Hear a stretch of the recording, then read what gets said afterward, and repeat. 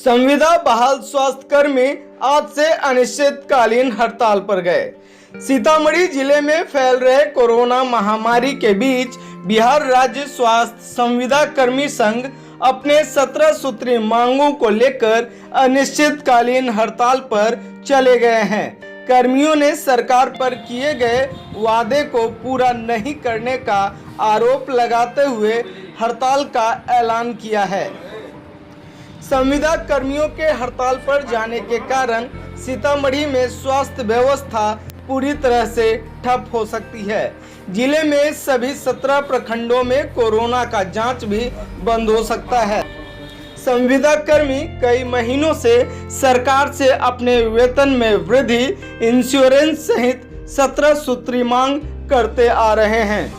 सीतामढ़ी के civil surgeon को अपनी मांग पत्र सौंपकर बाहर निकल रहे संविदा कर्मी में से एक शर्मेंद्र वर्मा ने बताया कि इस कोरोना के दौर में सभी पूरे मन से कार्य कर रहे हैं, लेकिन हमारे भी परिवार हैं, हमारी भी मजबूरियां हैं। हमारी सरकार से कोई बड़ी मांग नहीं है। सरकार ने वादा भी किया था कि वह इस मांग को मान लेगी, लेकिन 1 महीना बीत जाने के बावजूद कोई पहल सरकार द्वारा नहीं की गई। मजबूरन वे लोग फिर से हड़ताल पर जा रहे हैं। 17 सूत्री मांगे हैं जो पिछले स्ट्राइक में हम लोगों ने रखा था। सरकार ने आश्वासन दिया था कि 23 अगस्त तक हम लोग सारा चीज़ को मान लेंगे।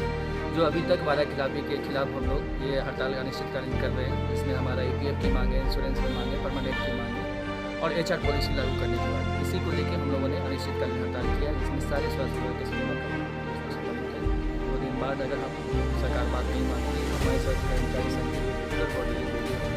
देखिए, एक बात अपने तरफ से मैं कहना चाहता हूँ, आप एक कोरोना योद्धा की तरह जो कांड कर रहे हैं, तो क्या इसके लिए आप क्या सोच रहे हैं जो अभी प्रभाव है? हम हर विपरीत स्थिति में सीतामढ़ी के साथ खड़े हैं और हमारी भी कुछ मजबूरियाँ, हमारे भी परिवार हैं, बच्चे हैं, उनके लिए भी सरकार को सोचना होगा। कल अगर हम इस लड़ाई में अगर शहीद हो जाते हैं या कुछ हो जाता है तो सरकार अभी तक निर्णय नहीं कर पाया। सरकार को ऑलरेडी टाइमलाइन दिया गया है।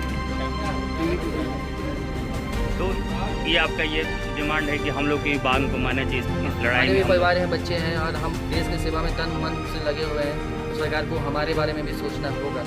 बताते चले, इससे पूर्व 20 जुलाई को संविदा कर्मी राज्य स्तर पर हड़ताल पर गए थे।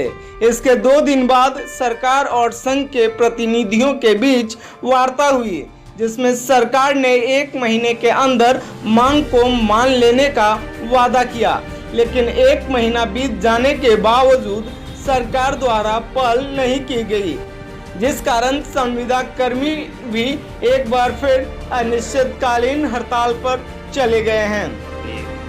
बहाल को सुनिश्चित करने के लिए जो आवेदन दिया, क्या इन लोग आवेदन में क्या करना? संविदा कर्मी से प्रयोजन क्या है आपका? किस प्रकार के संविदा कर्मी और कौन से पद के लिए संविदा कर्मी नियोजन की बात कर रहे हैं या किस प्रकार का? मैं प्रश्न किस तरह से आवेदन दिए, क्या इनका आवेदन के पीछे क्या तथ्य है? जो आवेदन जो दिया है इन्होंने, ये इनका आवेदन जो है, अभी तो मैं इसको पूरा देख नहीं पाया हूँ।